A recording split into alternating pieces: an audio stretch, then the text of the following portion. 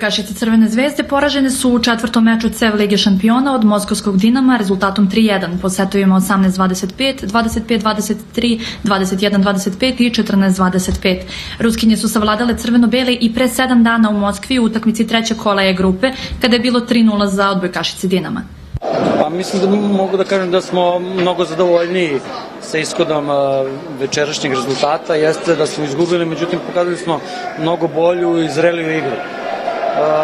Sigurno da nam to ulio neko dodatno samopouzdanje i veru da možemo da igramo na jednom visokom nivou. Pa nema šta je pošlo naopako. Mislim da smo sasvim korektno odigrali i da smo pokazali onaj naš kvalitet koji smo i trebali. Sigurno da su nam tu pomogli navijači kojima sam jako zahvalna, kao i u ime moje ekipe se zahvaljujem što su došli i podržali nas.